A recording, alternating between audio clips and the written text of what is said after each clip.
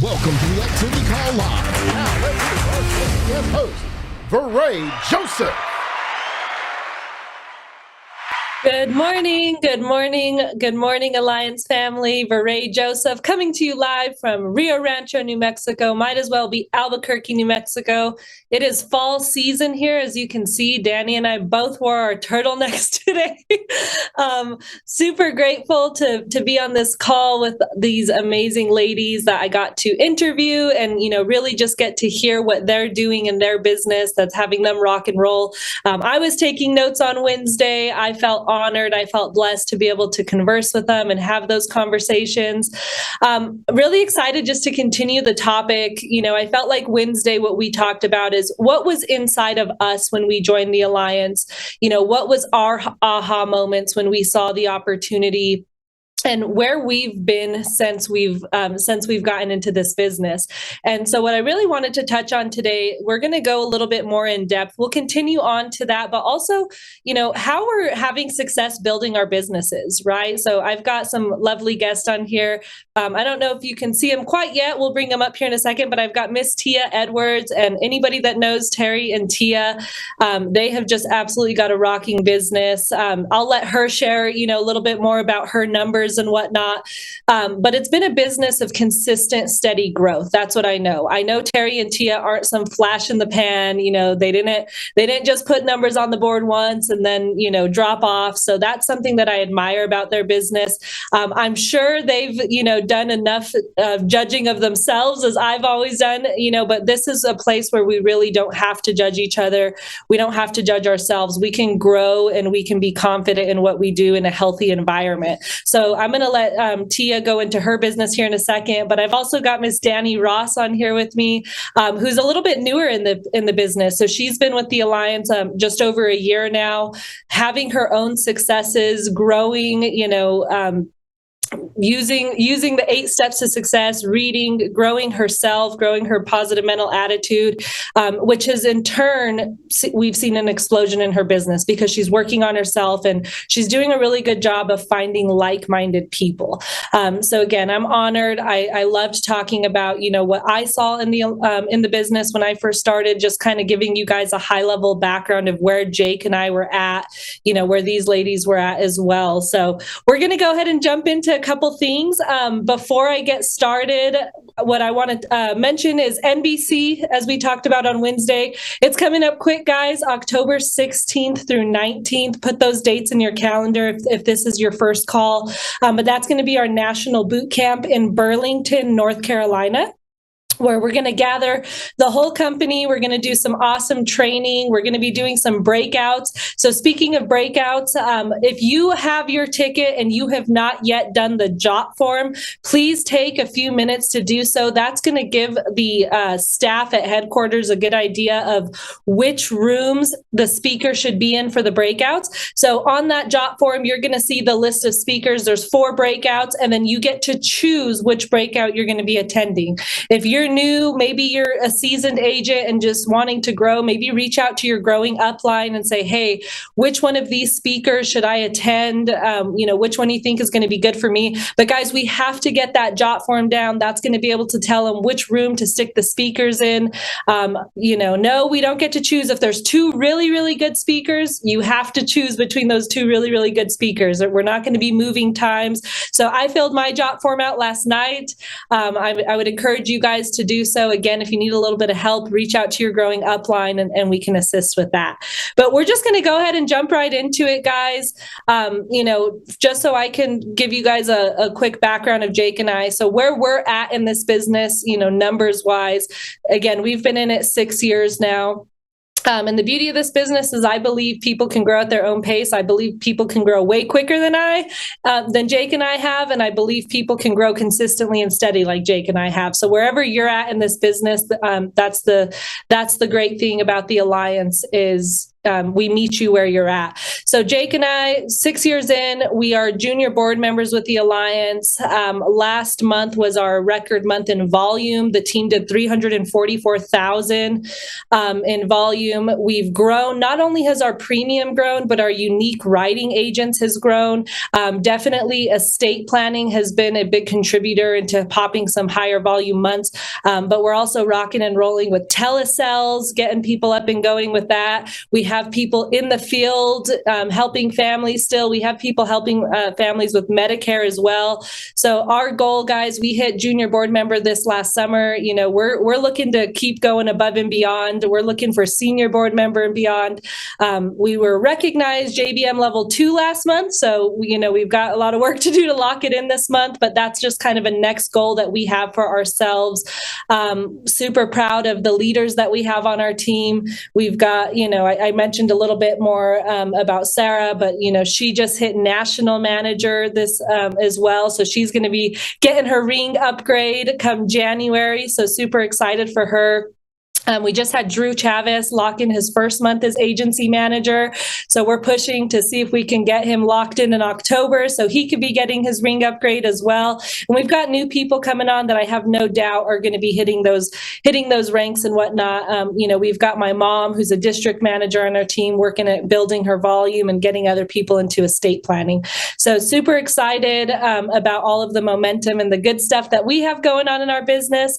But that was just kind of a real high level of where we're at currently to give you guys a good idea. And Jake and I, we've grown consistently and steady, right? I wish that I could say that we came in here and we just knew all about network marketing and we had a huge, group of people that we brought with us, but that just wasn't where we were at, right? And so again, the Alliance has met us where we're at, and it's helped us grow into the people that we are today. But over the years, we've just consistently been adding unique writers. We've been finding leaders that are, wanting the same things for themselves, that are, out there talking to people on a daily basis, that are, getting people up and running. And one thing that I will say that we're pretty proud of, not only us, but other people on our team is we do have the people that come in and they're just doing this sometime, part-time, and we love everybody for that. But what Jake and I have really focused on is making sure that we are growing our people and helping them get more consistent months in their premium, and then in turn teaching them how to turn around and show other people how to do that. So I'll bring Miss Tia Edwards up. I know, again, her and Terry have their own story to share, but Tia, if you could give us a high level of where you and Terry are at in your business, where you started, and what that journey has looked like for you all. Thank you, VeRae. Good morning, everybody. Hello to our amazing Alliance family. Yeah, it was 10 years ago, VeRae. Once again, Terry and I got started with the Alliance, like I said, on Wednesday. Terry's job in Atlanta, they rescinded his job, and Terry got his license in 3 days, and he started rocking and rolling. First full month, he made over $8,000 in a bank account, and we ain't slowed down, VeRae. Day one, I think probably as soon after he got his license, Terry started recruiting people. At the time, I was a stay-at-home mom, so I was managing the kids and all that side of things. But Terry was out there recruiting, telling people exactly what we were doing, what he was doing at the time, how he was out there serving the community. And he just started recruiting people we know. That's how we got Quincy Washington, Beth Ireland, and so many other people, right? So right now, on average, our team does about $300,000 in premium a month. We have about 75 unique writers as far as agents. We have had over 200 dream teamers to make money so far this year. We have an average of 22 issue paid legs a month. We have actually 3 dream teamers that have already qualified for Thailand. So we're excited about that. Of course, Terry and I. Then we have Mia Fennell and Josh and Alexis Parker. And we have some more that's right on board to move up. And then we have the chambers too. I cannot go without talking about the chambers. We're excited about them because one thing we're about is like duplicating. So the chambers out there in Lawton, Oklahoma, they're building an amazing organization as well. And they're actually duplicating. They're bringing in people, showing them how to get out there fast, make more money, and also showing them how to recruit fast. And they're traveling. Mia Fennell, she's out here traveling, going to Georgia. They're out in Houston, Texas. So that's what we're about. And we're always talking about being hungry and humble and being a hard worker. So those are the people, VeRae, that we're looking for, because that's what me and Terry out here doing, girl.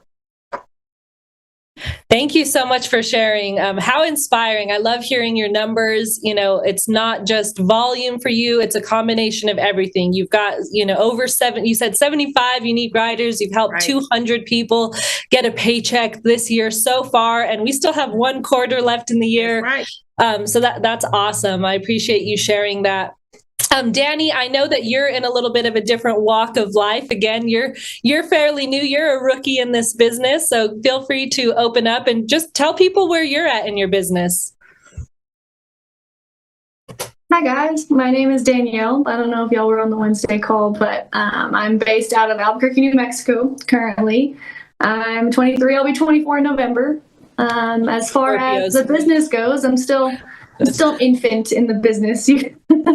I don't have all the stats, but I have brought some amazing individuals on by just simply opening the door. I didn't create them by any means, but the Alliance is a wonderful vehicle, and I think they realize that. So I was able to bring one of my good friends, Maddie, on, and my uncle's fired up. So as far as unique riders go, I have about 6, 7 going right now, and I'm excited to keep growing.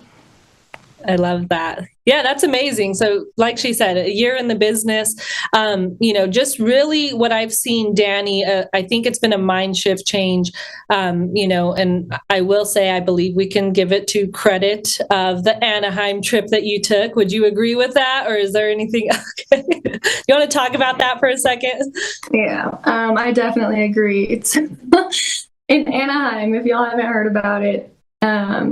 Andy brought me up and he just drilled recruiting. And I was standing up there shaking, trembling in my boots, scared. And he was like, have you painstakingly went through your phone? And in my head, I was like, no, I'm barely recruiting because I don't not believe in myself, but like I wasn't keeping promises to myself. So therefore, how could I keep promises to other people, right? So in my head, I'm like, absolutely not. And yeah, so after that, I painstakingly went through my phone and I found a routine and I was reading and all the things, and then effort compounds. So I think it compounded in the most beautiful way. That's great. Can you real high level just go over, kind of, I know you said 6 unique writing agents. What's been your team's biggest volume month so far this year? I know, again, that Anaheim meeting was back in March of this year, April, May? I don't know. You can share it. Yes. So I believe the biggest month to date is 54,000. 54,000. Mm-hmm. All right, guys. So 54,000 in premium has been her biggest month so far. She mentioned the unique riders. She talked about that trip in Anaheim.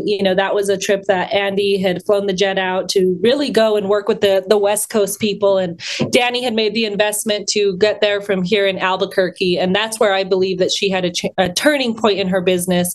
They kind of say when the student is ready, the teacher appears, right? So thank you for sharing, Dani. I see we got Maddie Ngo. She jumped on live from airport. She was talking about going to Puerto Rico on Wednesday. So I'm assuming that's where you're headed. Maddie, are you able to unmute? Yes, I am heading to Puerto Rico out of the Tampa airport. Super excited, but I wanted to make sure I could spend some time with you guys still. So thank you again for having me. Of course. So Maddie, what we've been sharing, and I know you've been listening in, is just kind of going over high level, how long we've been with the business, what we're doing, what your biggest volume month has been for your team, how many unique writing agents you've gotten up and going, and those types of details. Yeah, absolutely. I appreciate, again, VeRae, thank you for having me on, everyone, and Andy and Jane for this opportunity. So as far as the biggest volume month, that's the biggest question that stuck out to me. I think my team has done about 38,000 the biggest month, but that doesn't mean we're consistent yet. That's really what it's got to be, right? It's got to be consistent to get exciting. So it's awesome that we made that milestone, but that's just the new lowest standard for us moving forward, right? So just keeping everybody on that same track and motivating everybody is so important. Touching the team. I learned that from my incredible Sarah Seipert. You know, she's like, you get with your team, got to touch your team, you know? So I'm trying to touch my team as much as possible. But that's what's going to create that consistent behavior. And a lot of the people on my team are younger.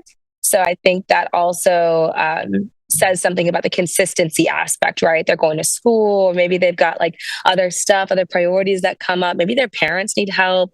So that's kind of what we're working through right now as a team. Unique writing agents, that ebbs and flows. Since I'm only 5 months into this business, not everyone's going to stick, right? Maybe this business is not right for them. So I've invited, I think I was totaling it up yesterday, I've invited just into the business, that's fast tracked alone, about 38 people since I've been here. But I only have about 3 to 4, maybe on a good month, 5 unique writing agents per month since that. So that 38,000. We're gonna take the word "only" out of there because you've got 3 to 5 unique writing agents. Let's go. Yeah. No, it's amazing, and I do apologize for putting "only" in there because it's not only 3 or 4 or 5 people, right? Like that is my incredible team, and these are the people that back me, and I back them. So yeah, it's definitely not only 3 to 4 or 5, but I think that's a great starting point. I guess we should put it that way. So I'm excited to grow and flourish a larger team when it comes to the writing agents that are actually developing themselves. So. Perfect. Well, thank you for sharing. Yeah, as I think of when Jake and I were 5 months into the business, we had some unique writing agents, but that's the name of the game. That's something I remember our first hotspot. You see those bubbles and you think, man, this is just going to be crazy easy. Everybody's going to want to do this. And I had what I would call verbal diarrhea. I was so excited. I went and I started telling all my friends, and they kind of just patted me on the head, like, okay. And so that was a mistake that I made. I didn't make the mistake of talking to everybody when I first started. I made the mistake of not meeting them where they were at, right? Because I was awestruck by this opportunity I had seen in a hotspot. And I thought that because here's mistake number one. First of all, they hadn't been to a local hotspot, so they didn't see what I saw. They didn't feel what I had felt. They didn't meet people that I had met. And, I was so excited. So I went from the hotspot to telling everybody what I saw, but from them, it was just but it was coming from me, right? So they were like, okay, yeah, that's cool. Let me know how that goes. Jake and I, our first event was a month after we got into the business. It was a national convention, and we actually brought 2 people with us, right? So that was something that we were proud of at that time. I know, Maddie, your first event, you brought a team with you. Guys, just because we bring a team, like she said, doesn't mean they're going to stick, right? So that's okay. We have to understand that this is a numbers game. You're going to get better over time of learning what to say, what not to say, how to not throw up on people, how to walk people off of ledges, right? I'm grateful for our leaders because they did all that for Jake and I when we started, right? They talked us off the edges. They taught us, okay, hey, I love that you're excited, but let's focus on doing X, Y, Z, because what you're doing at this point hasn't worked out for you as best as it could. So that's awesome. So yeah, I just always think of, stories that have worked for us when bringing new people into the business. And 6 years later, we've learned a lot. We've gotten better at our craft. I think that's another thing that we just have to be willing to acknowledge is we have just gotten better at our craft, right? We've learned not only how to get people in and get them fast track, but then turn around and turn it into, hey, we helped them issue their first policy. So wanted to, kind of just go over that, Tia, as you and Terry are getting people into the business, what are some high-level things that you're looking for? Maybe some mistakes that you've made as well. But what are some things that you and Terry are looking for as you're bringing some people into the business now?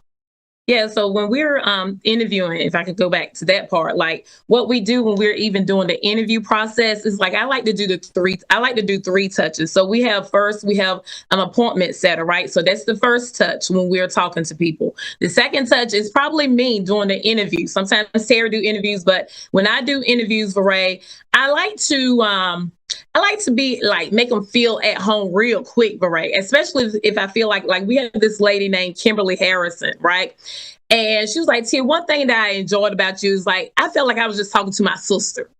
And so I like to even be like, hey, girl, what you doing, girl? Or like, so girl, what are you talking about? Like, how many kids do you have? I like to do the girl. I like to say their name a lot, right? And then one thing I do, VeRae, is FaceTime. How quick can I FaceTime them? I want to FaceTime them. I want to Google Meet somehow while I'm talking to them for the first time. We're getting face to face with one another if they're not local, where they can come to the office, because I want them to see that we're real, and I want to see who they are. I want to feel their vibe by looking at them, right? And then also give them a tour, just walk them through our office, showing them that we do have an office space here for them to come and work if they want to. And then at third touch, I introduce them to Terry. So if I'm interviewing them, I want them to also meet the person who's going to show them how they're going to get out there and make that money. So in our process, I get them all the way up to where it's time for them to go out and sell. So once they finish completing their ATM, the training videos, all that good stuff, it's time for me to throw them over to Terry. So that's why I want to introduce them very quickly to Terry, so that I can identify Terry and tell them what Terry and how Terry is going to help them win with the system. And one thing we do look for, like I said, we follow the Alliance agents. Like, how excited are they? Do they have positive energy? What's their life hit like? What have they done in the past? What's some of their wins? Do they have, if they're married, do they have a supporting spouse? Are they going to want to come to our big events? How fast can I meet them? We'll get on Zoom or FaceTime with the husband and the wife, so that they will know who they're going to be working with. How committed are they? Are they going to be teachable and coachable? So those are some of the things that we look for. And even when we're doing the interview process, we go through the song. Like, what is their situation? Why did they get their license? What are they looking to get out of it? The organization, if they have kids, who's going to be there to support the kids? Who's going to be able to watch the kids while they're out there running business? What are their norms? What type of money are they used to making? What type of work environment are they used to being around? Do they have the support system where they came from? What are their goals? How can me and Terry, how can this business that we have right here help you reach your goals? So that's what we're looking for and what we're doing, VeRae, when we're bringing in new people. Great. Yeah, I think that's important. We talk about meeting people where they're at. So what I heard her talk about is she's getting into the nitty gritty real quick with them. If they have kids, what does childcare look like? One thing that, we've probably made the mistake in, so I'll speak for ourselves. If you're bringing in a mom and you're just talking to them about how great it's going to be when they go to Thailand and they're going to run 40 appointments a week, like, that's not what they want. That's not going to be able to attract them. So it's really being able to get on their level and, figure out what they want first. So that way we can figure out, okay, how is this the solution? How can the Alliance be the solution for you? I remember having a conversation with Mike and Noelle. This was years ago. This was probably 3 years ago. And my role in this business, I've always, been able to help agents with underwriting support, sales in the home, things like that. But I've been primarily, the person that sells in the business, right? Jake does a lot of the training. So Terry and Tia rock in business, but they have two different roles, and sounds like it's opposite of mine and Jake's role. So that's so cool that we can, each just have our own roles that we're playing. But I've always been, that primary sales agent. So the way that we do things is we're getting people into the business. We have between Jake and staff helping them get up and running. Jake's doing that nitty gritty, going over their numbers with them, talking to them about, their sales numbers, planning, what is their lead investment going to look like. And then they've always been able to lean on both of us for sales training, in-home help.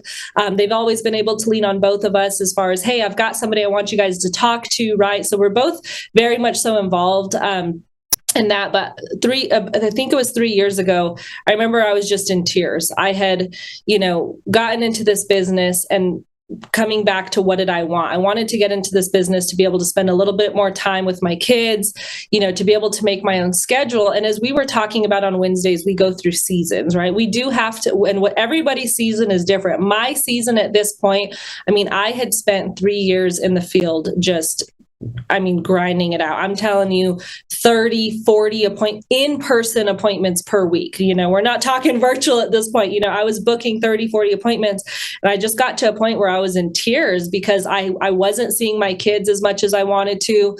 I'd leave on a run day at 8 a.m. I'd get home at 9 p.m. A lot of those days I wasn't picking them up from school like I had wanted to. And I remember having a conversation of I was frustrated. I was done. I said, I'm over. Like, that was one of my low moments, right? I'm over it. This is stupid. Something's got to change. And I remember talking on the phone with Mike and Noelle, and I was just in tears. And one of the, I appreciate them because they had options for me, right? It was like, hey, I know that you guys want to hit your goals. One of the options, and I'm not saying that they were pushing on this on me, but one of their options, is like, hey, we can cut back, we can figure out a new schedule. One of the options was also, maybe you look at hiring a nanny. And I think a lot of people at that time looked to Megan Wood, and I love Megan Wood. She's a phenomenal person. I've always looked up to her and respected her, especially just her ability to get stuff done in such a short amount of time. Like, talk about laser focus.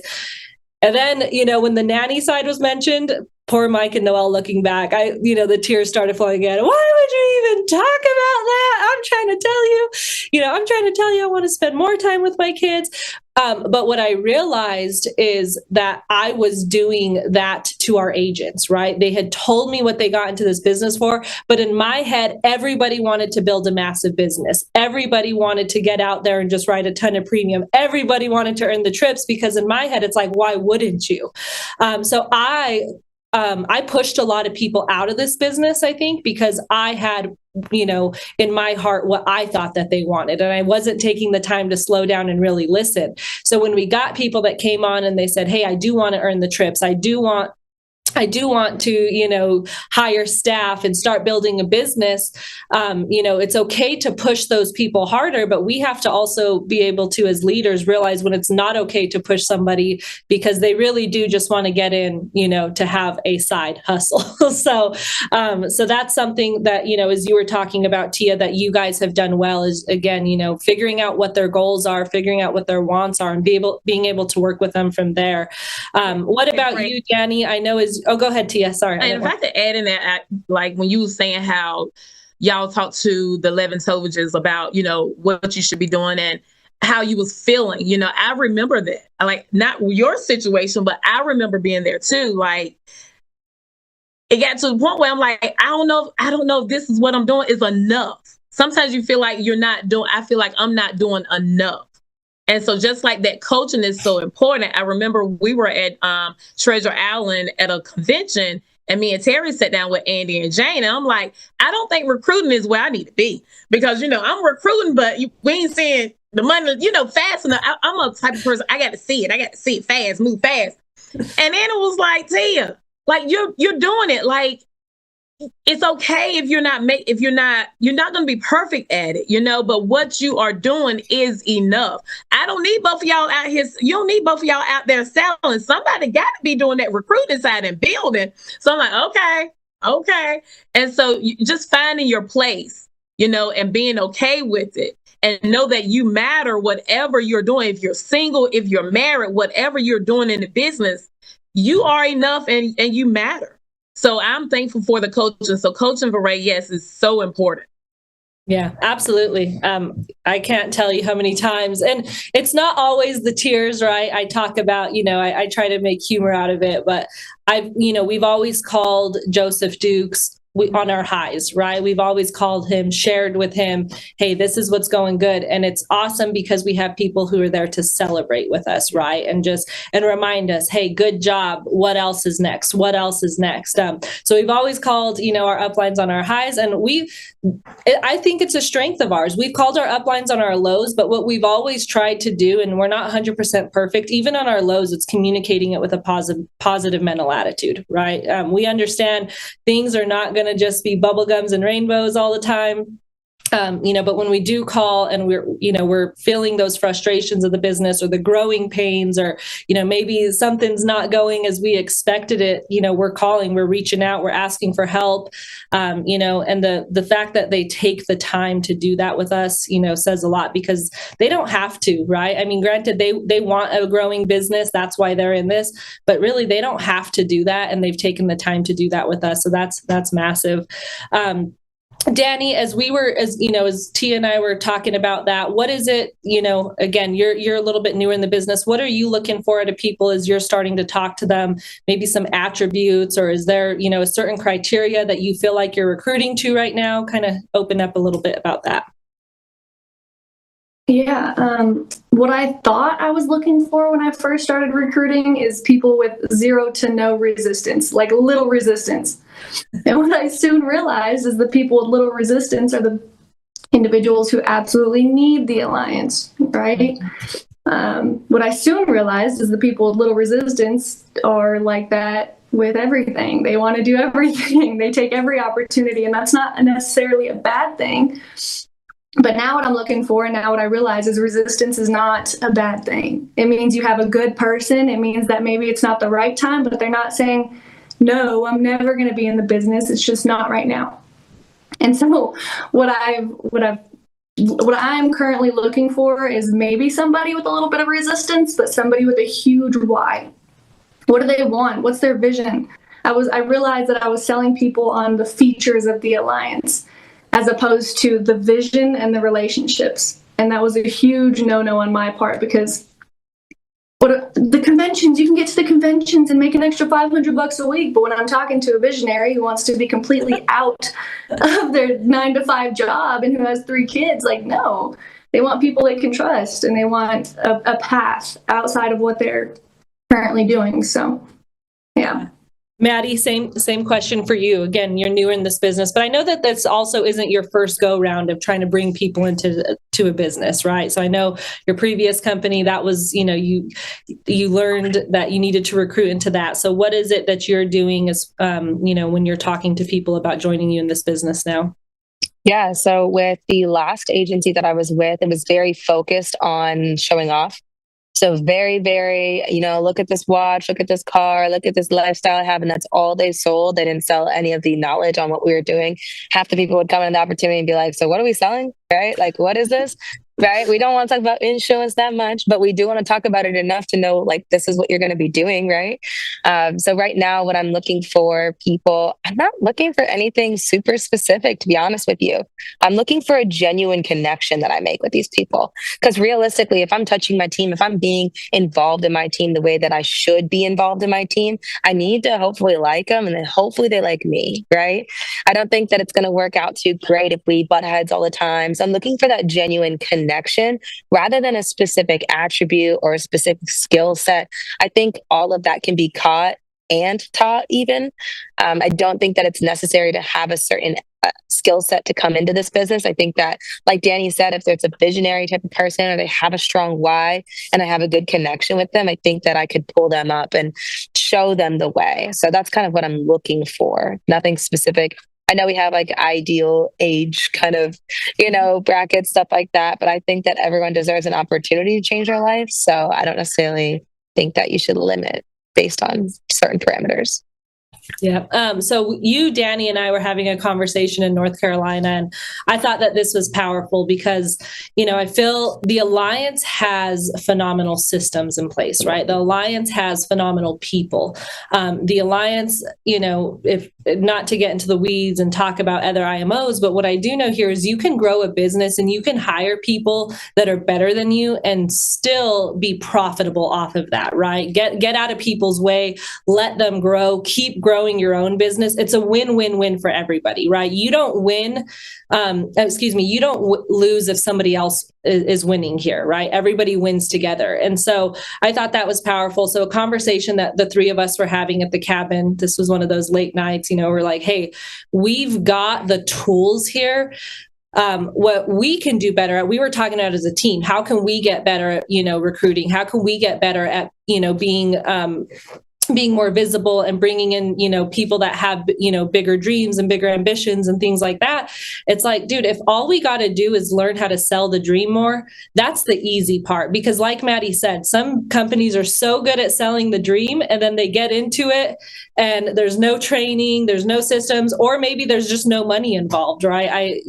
Not to say that people don't make real money in Amway, but you hear all the time, it's like people have massive teams in Amway and they're making pennies. And I'm sure Tia can talk a little bit about that, with the travel business.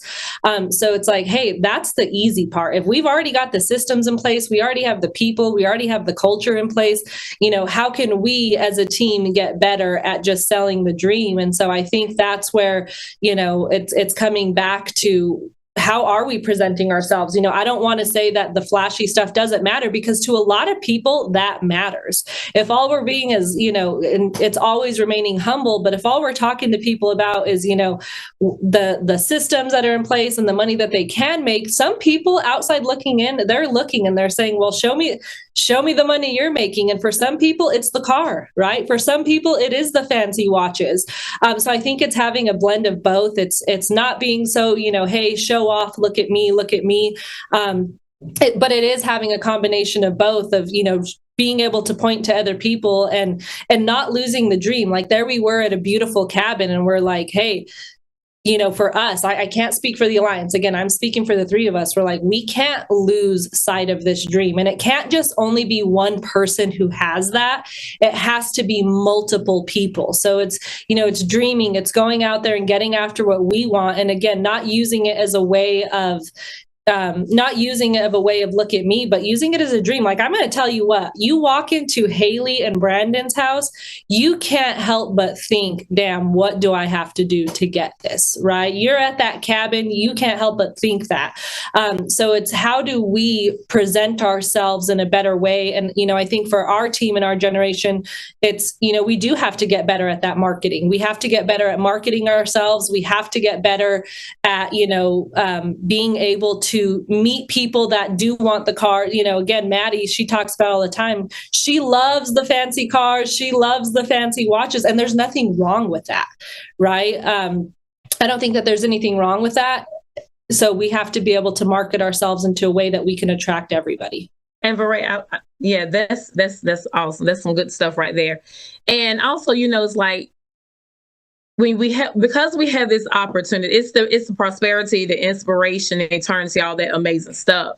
And it's what we get to do because of our hard work here. It is the dream, but also, how I was talking about, me and Tara had to stay focused for the first 6 years, right? We were laser focused, right? But it's the rewards that we have received because we worked so hard, right? It is like being able to, when Terry's mom, her car broke down and it made more sense to go and buy her get a new car. It wasn't nothing but, hey, we just got to go find the car and buy the car. Right. My son just had a total his Jeep a month ago, right? And we was like, Elijah, this is your fourth accident, son. I think you're going to walk a little bit. But, being who we are, he put money down and we put money down. It's the rewards that we get to do. So I love it. That's what I like about it. And that's what we try to show our agents. That's why we want to be a great example. Put your laser focus on the work. The rewards are coming, So that's what I would say to that, VeRae. Yeah, I agree. The rewards are coming, the work. And again, as we talked about, everybody's season is a little bit different. Yeah. I know for our team, and maybe Dani and Maddie could speak a little bit to this as well. We're trying to figure out, hey, how do we attract the younger, sharper, ambitious crowd, right? And we need everybody, right? I need my mama needs her people. But again, it's talking about, who do we relate to? And so, Dani, what are some things that, you've seen success in as far as, marketing yourself, marketing the business? What are some things that you're leaning on to get people, because you are, attracting a young, sharp crowd that's, ambitious now. So what are some things that you're doing a little bit different? I haven't really, to be honest with you, I haven't been marketing myself on social media. I've just been talking to who I know. And when I find a unicorn, or when I find somebody that's already doing something with their life, I'm not selling them on the alliance per se. I'm selling them on a lifestyle change. I'm selling them on a new life. Like for Zach, for instance, he makes wonderful money. He just simply does not want to be in corporate America. He doesn't want to be under somebody's thumb, right? So he has a vision. He didn't have a vehicle for the vision, but Zach, in my job from there is just to show him that we can help him win, that he will go further with me than without me. He'll go further with Mike and Noel, with Jake and VeRae, with Sarah Seifert. He'll go further with the Gina Hawks and all of these different people. You're going to go further together, and it's better to have people on your team than to try to start some entrepreneurial business by yourself, right? So we have a where we're going. My job is to simply sell him on the people and the relationships and having people in your corner. So as far as marketing myself, you can, that's cool. You can market yourself, and I'm absolutely getting better at marketing myself, but 3-foot rule works just fine. Yeah. You don't have to be a social media guru. Your contact list works just fine. Your uncle works just fine. Promise. And from there you work through him. He's finding people, and that's his goal, is to build. So I think working with what you got, work with what you got. Yeah. I think Jake and I are at a good age right now too. So when we first got into this business, we were 22 and 23 years old, and all of our friends that we had just graduated college, and they were, as they should, they were excited about what their college degree was going to do for them. And here we are. I'm 29 now. Jake just turned 29 in September. Here we are 6 years later. I don't know what the math is. Yeah. 6-7 years later. And people have been beat up in the work field, that college degree that they were sold on of, hey, go and get yourself a degree and get yourself a good job. They're starting to realize this isn't all what we thought it was going to be, because going to college, they came out of college in debt. A lot of these people, they're getting jobs that are barely affording them with the cost of living with inflation right now, and they're still trying to make that up. So something that's worked really well for Jake and I recently, it has been the social media. So again, we started recruiting everybody into it. And then we were like, okay, we've got to work better. We've got to do better on our social media. We've got to be more visible, because we don't have a lot of these people's numbers in our phone. So what's another way that we can reach them? And so we have gotten better at social media marketing, and we're trying to figure out, because Jake and I, it's very uncomfortable for us to be like, ooh, look at us, right? We're just not the type of flashy people. I remember, my cousin's actually running the social media, and she came in here and she was like taking a video of me. I was like, I don't like that. I don't feel comfortable with that. And she's like, I don't care. You want to recruit people my age, right? I was like, all right, I got to get out of my comfort zone. But we've been going back a lot to using social media, and it's just being genuine with who we are, right? It's sharing. It's one of those things where it's a catch-22. It's like, I don't want my whole life on social media, but wow, it's a powerful recruiting tool right now. It's a very powerful tool. I mean, I'm sure all of us could admit to spending too much time on Instagram, right? And we know it's bad for us. Some of these people don't know it's bad for them, so they scroll for hours and hours. But yeah, we've gotten back on social media, using that as a recruiting tool. And I remember Mike Guerra, when he first came into the business, talking about how powerful that was.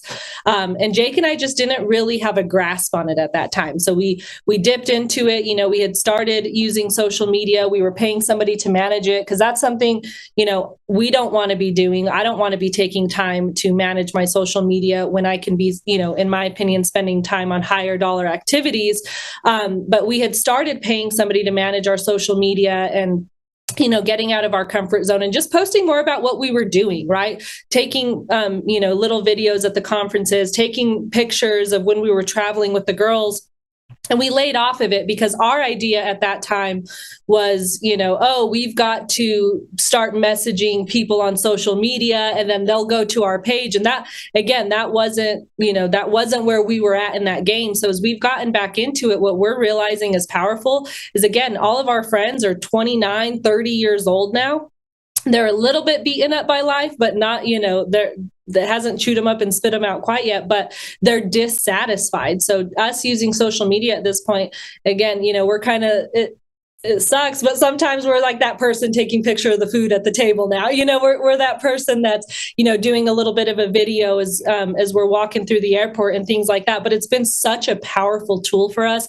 We're getting people that are reaching out to us in our warm market, people that we talked to 6 years ago that it wasn't right timing. They're now reaching out to us. Hey, looks like you're still doing insurance, right? Tell me a little bit more about it. So it's been a huge, powerful tool for us at this point in our business. Of course, we talked about what we're doing as well, all lines in the water. We're still running ads. We're still doing the 3-foot rule. We're still reaching out to people that we have in our phones. But what we're doing right now is we're leveraging social media. It's a powerful influence, as much as we don't want to admit that it is, but we're leveraging it. We're staying consistent, posting things, and we're reaching out to people that are on there. And just so you guys kind of have a high level, what kind of success has that brought us? One of Jake's buddies, I actually went to elementary school with this kid. His name is Raphael, but he's actually got a successful sales team right now in pest control. And, that was somebody that we reached out to, and he was excited at the pest control business, and he still is. He's still running that. But by using social media and leveraging that was just another touch, staying in front of people. And, him and Jake have gotten back connected. And he said, I'm really loving what I'm doing with pest control here, but I'm looking for something in the off season. So it's brought that to us. We've got some friends that we went to high school with that, again, they went off, they went to college, they did their thing, but it's got their interest back intrigued. So now when we reach out to them again, because we're not using social media as an excuse not to reach out to people, but now as we're reaching back out to people, they're like, oh yeah, I saw that you guys have been to Alaska, and oh, you guys were in Ireland the year before, right? So again, coming back to what Tia said, the work that we've put in, we're reaping the rewards now, because you don't get those rewards without the work. We're just trying to be visible about it, and it's helping us bring people in. Jake's old boss, the guy, if and when he decides, that this is something he'd like to give a go, I know he's going to be phenomenal at it, right? He's got a good head on his shoulders. He's got a lot of influence over people because he's a good person, right? He was one of Jake's favorite people to work for. Hey, if this is something he decides to do, perfect. It's going to be right timing. Another person, Jake worked with a guy by the name of Cam. They spent 5 years in the movies together, right? We're reaching back out to him now, and he's just at a different point in his life. He's like, I want to make some money, and I see what you guys are doing. Can you teach me how to do that? I've got friends, again, it's staying visible on that social media. I've got friends that, I played soccer with growing up, and they all they got their degrees, they got their jobs. And, as we're staying in front of them and we're reaching out to them, that social media has just really been a good aspect to stay in front of people, because now they're open to hearing, right? Timing is everything, but because we've stayed in front of them, because we're staying visible, now they're open to the conversation. Is there anything else, that you guys are doing, Tia? I know you guys are running social media as well. What would you say your most powerful force is right now outside of warm market? Yeah, so even outside of the social media side, for us, VeRae, is really getting out there in the community. We recruit everybody. Mm-hmm. I know we have the Alliance Aidens and Alice and all that, but we recruit everybody. So one thing about us, even when we get into like the seasoned people my age and up, we try to hit their warm market so fast, like their grandkids and their kids that's in college and things of that nature. So like we give back a lot to even the high schools and the middle schools around here. So Secure Financial Partners is on the football field every single Friday at my son's game. We have big flags where we donate out there so much. And then even in middle schools, we give back to the cheerleaders at a middle school. So, and then they allow us to come and talk to parents, talk to the kids. So that's another way. And then with my daughter being at A&T in Greensboro, the college there, she's part of the business program there. So now we are in front, they have some very sharp kids at that college. And so that has given us an opportunity to get out there, speak with them, let them know what we do, to the point where we had an event at A&T. And then that next week, we had a local hotspot in Greensboro.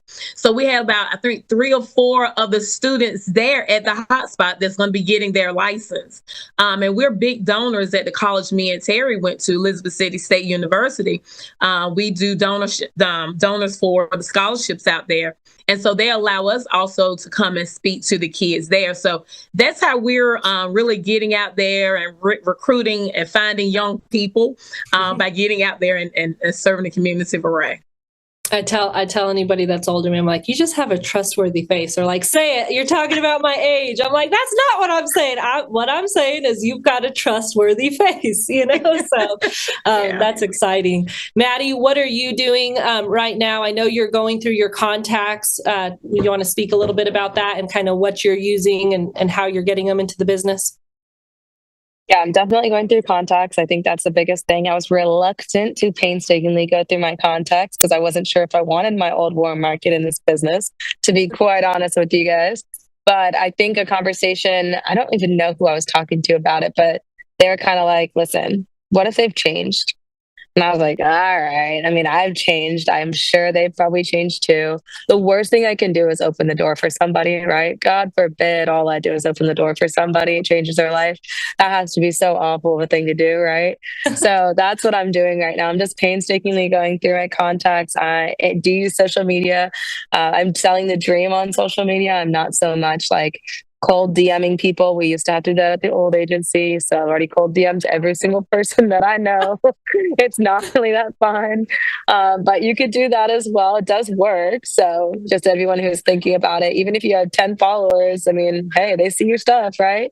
So that kind of stuff. And then just also anytime I'm out and about, 3-foot rule. I mean, there's a lot of people in this airport that I could go and talk to today. So we'll be seeing. I'm here for another hour after this call. So I hope we'll be fast tracking at least 3 people in here. Let's go. I love that. And I think that's something that's, been eye-opening for Jake and I is the diversity that we get to hire. It's like everybody's going to have their own way, and it's keeping in mind everything works a little bit. We can't get so stuck on one way that it's like, hey, we're only going to use social media recruiting. We're only going to do the 3-foot rule. I want to share a story that I think is powerful. Our buddy Drew. So there's a coffee shop next door. There's a coffee shop next door to our office. And, he was here the other day and he said that he walked in and he went to order himself a coffee. And there was just this young, sharp dressed looking dude. And it went through his mind, hey, I should talk to this guy. He admits to it. He got a little bit of anxiety in him, a little bit of fear, and he got his coffee and he walked out.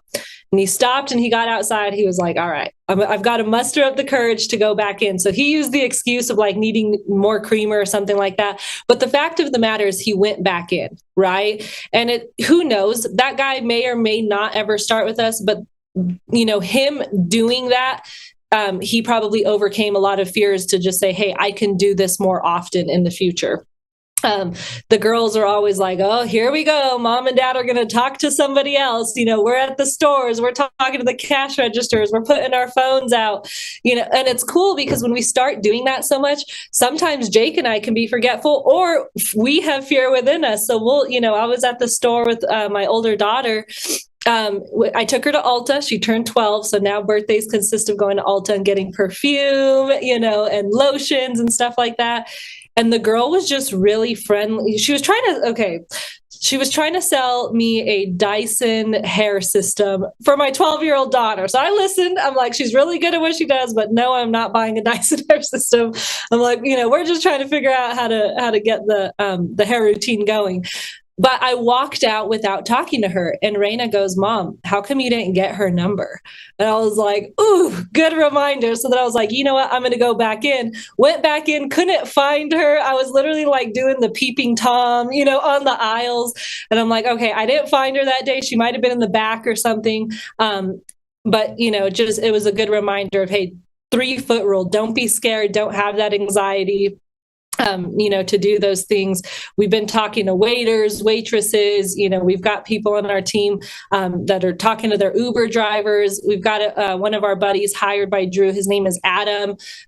He's been doing a good job just sharing the opportunity. And he just brought his cousin into the business who's a successful realtor. So we've just got a lot of good stuff going on with the team. And, again, it's just a reminder that, as long as we're constantly talking about it and keeping it in the forefront, one thing that we're guilty of is sometimes we can get so focused on sales and we got to train people. And yes, the training has to be there. And what we have to keep, in front of us at all times is we have to, we have to grow the business, right? The business grows from new blood. The business grows from hiring new people, because all it takes is one person to change your business. We've had a few people, a few people on our team has been that one person that helps us get to that next level, right?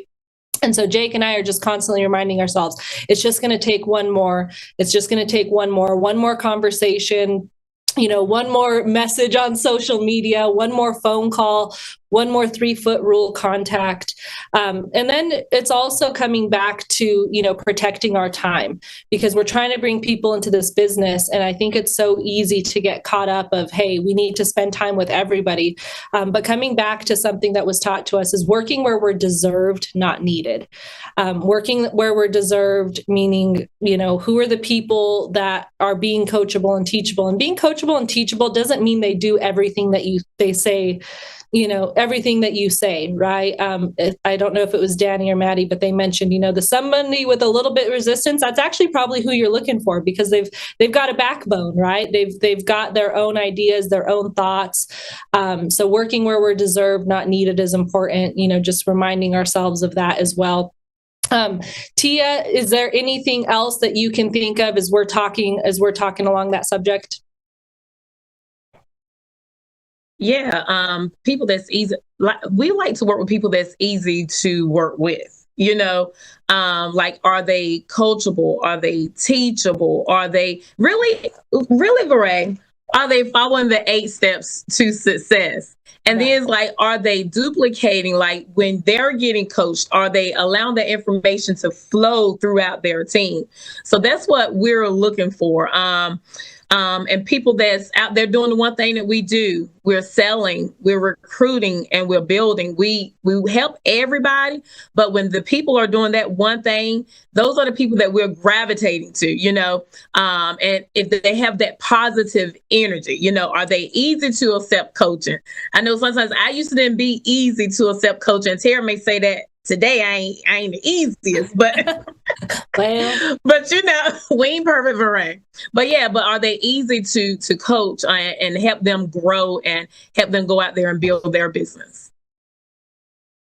Absolutely. One of the things that I thought of as you were talking about that, following the 8 steps being easy, and you talked about selling, recruiting, and building. And, this is where Jake and I just continue to improve. And, again, we get better over time. That's the beauty of this business is, the more reps you put in, the better that you get. It's coming back to what do people want. And so we are drawn, just like you said, we're drawn to the people who want to do the one thing of this business, sell, recruit, and build. What we've also realized is we don't have to blow people out of the water if all they want to do is sell, right? Like, we need them too. Yes. I think it's so easy to get caught up of trying to, again, force your own agenda on them, not because, not out of ill intentions, but just, hey, like, let's get you selling, let's get you building, let's get you recruiting. And, something that I think of is, when Sarah joined this business, she was not going to recruit, and she made that very clear to me. And I think it's a good thing that she was a warm market, because I was like, all right, I'm not going to push too hard. But had that been a cold market, I probably would have pushed too hard that I blew them out of the water, right? It's letting people grow into what they, into it. It's if they're coming to the events, their eyes will be opened and they will see, hey, this is bigger than me. It's bigger than Jake and VeRae. It's bigger than the office that they have in Rio Rancho, New Mexico, right? There's a way bigger picture to it. The Alliance is a greater team. So it's not blowing people out of the water if if they're going to sell, and it's not judging them either. I think so many people, it's easy for people to think that everybody needs to be doing everything, and it's like, hey, if you have that person that, granted, they've got to be able to, show their team an example. But if you have that person that doesn't need to sell and just wants to recruit, it's like, don't push them into being a top producer either. Like, you're going to blow them out of the water. Let them produce when they want to produce. Let them keep inviting people into the business, because we need everybody. We need the producers. We need the recruiters. We need the one that does the one thing of selling, recruiting, and building. And that's, again, something that we're reminded of, and that we have to meet people where they're at. And so if you've got that person that says, hey, I want to do this part-time, and you're thinking, man, I'm going to get them to convention or they're going to quit. Well, guess what? They're going to quit. And that didn't serve us well, but if you've got that person, it's also realizing when you've got the right person to push. So if you've got the right person and they're considering not coming to conference, if you've got the right person and they're considering not, investing more in their lead budget, it's learning how to push them as well to grow into that person. So it's definitely an art that we've learned and that we're getting better at.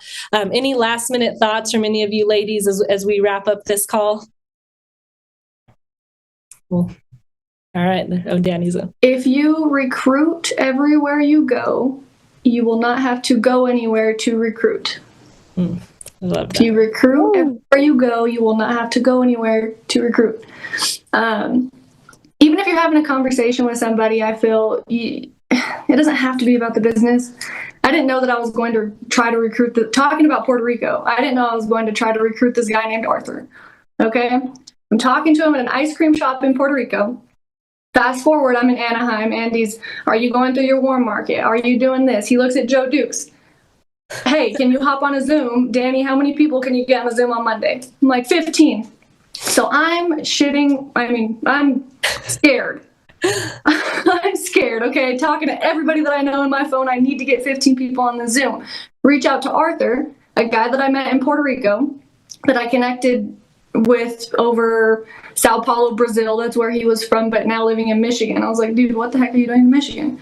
Anywho, get Arthur on the Zoom. Will Arthur ever do anything? I don't know, but he's taking his test. Let's go. I do random things too. Like I go on Eventbrite, and I've steered away from the free events where people just want food. But I've realized if you pay like $5, $10 to go to an event, there's higher caliber people. Like I went to this chiropractor, and obviously he was trying to sell us. So I go and be a client at his office, but I'm looking around at the room. I'm like, okay, these are very qualified individuals. This is an Eventbrite event. They're coming here to learn. So I'm talking to all of them. When he pauses, what do you do for work? Like, what's your number? I'd love to be one of your clients. What do you do? So I think just getting out there. I do like women's leagues. Like I go and play basketball or volleyball with my old community, and we have fun. They're little pickup games, but you're getting out there, like Tia said, you're getting out there in the community, you're being visible, and you're talking to everybody you know. So, yeah. Great. Thanks for sharing. To add to what Dani just said there real quick, just everybody that you know should know what you do. That's really what it is. And they don't have to know that, oh, I sell life insurance, I do estate planning, blah, blah, blah, blah. I help families. That's what I do, right? So if everybody knows you help families and they have a family that they meet, or maybe it's their own family and they need help, they're going to be like, oh, Maddie helps families.